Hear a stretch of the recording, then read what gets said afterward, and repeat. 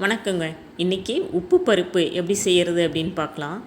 இது சாப்பிட்றதுக்கு ரொம்ப டேஸ்டியாக இருக்கிறது மட்டும் இல்லாமல் அதிக மசாலாலாம் ஒன்றுமே போடாமல் நம்ம செய்கிறதுனால வயிற்றுக்கும் எதுவும் பண்ணாதுங்க. குழந்தைங்களுக்கு இந்த மாதிரி அடிக்கடி செஞ்சு கொடுப்பாங்க. பல்லு முளைக்காத குழந்தைங்களுக்கு நல்லா சாதத்தில் போட்டு நெய் போட்டு பிசைஞ்சு கொடுத்தா ரொம்ப விரும்பி சாப்பிடுவாங்க. வாங்க எப்படி செய்கிறது அப்படின்னு பார்க்கலாம். இப்போ நான் கொஞ்சமாக துவரம்பருப்பு எடுத்திருக்கேன். அப்புறம் ஒரு டேபிள் ஸ்பூன் அளவுக்கு பாசிப்பருப்பையும் போட்டிருக்கேன். அது ரெண்டையும் சேர்ந்து போடும்போது அதோட வாசனை டேஸ்ட்லாம் ரொம்ப நல்லாயிருக்கும். அதுக்காக தான் நான் போட்டிருக்கேன். இப்போ அதில் மஞ்சத்தூள், சீரகம் இந்த மாதிரி கையால் நசுக்கி போட்டுக்கலாம். அப்போ தான் நல்லா வாசமாக இருக்கும். பூண்டும் நல்லா கொஞ்சம் இடித்து இந்த மாதிரி போட்டுக்கலாம். வெங்காயத்தையும் நசுக்கி போட்டுக்கலாம். சின்ன வெங்காயம், ஒரு பச்சை மிளகாய், கொஞ்சமாக உப்பு போட்டுக்கலாங்க. அப்புறம் பத்தலைன்னா நம்ம அப்புறமா போட்டுக்கலாம்.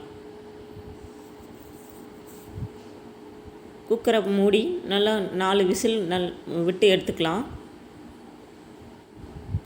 அப்போ தான் நல்லா வெந்து பருப்பு நல்லா மசிஞ்சிருக்கும். இப்போ பார்த்திங்கன்னா பருப்பு வெந்துருச்சு.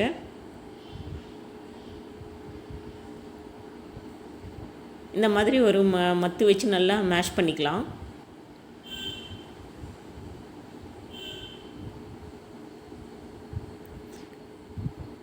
நான் கொஞ்சம் தண்ணி தாங்க வச்சுருக்கேன். ஏன்னா கொஞ்சம் ஆறிச்சுன்னா நல்லா திக்காகும். அதுக்காக கொஞ்சம் தண்ணி ஜாஸ்தியாக வச்சுருக்கேன். இப்போ உப்பு இன்னும் கொஞ்சம் போட்டுக்கலாம். நம்ம ஆல்ரெடி உப்பு போட்டிருந்தோம். ரொம்ப சப்புன்னு இருந்தாலும் நல்லா இருக்காது. அதுக்காக தான்.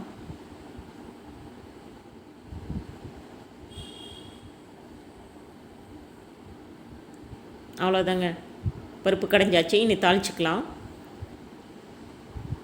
எண்ணெய் ஊற்றி கடுகு,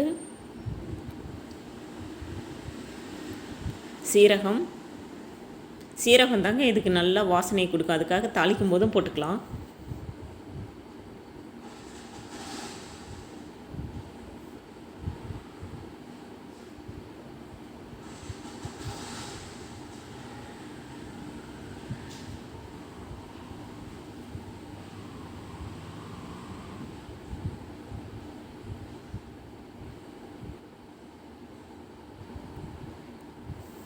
ஒரு வரமிளகாய் சேர்த்துக்கலாம். கருவேப்பிலை கொஞ்சம் சேர்த்துக்கலாம். பெருங்காயம்,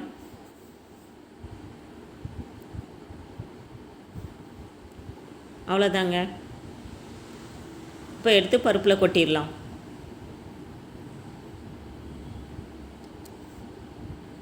சிம்பிளாக ஈஸியாக முடிஞ்சிருச்சு பாருங்கள்.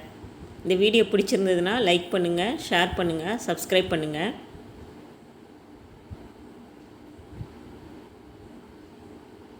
நல்லா சுட சுட சாதத்தில் நெய் போட்டு பருப்பு கொஞ்சம் போட்டு அப்பளம் வச்சு சாப்பிட்டா அப்படி இருக்குங்க.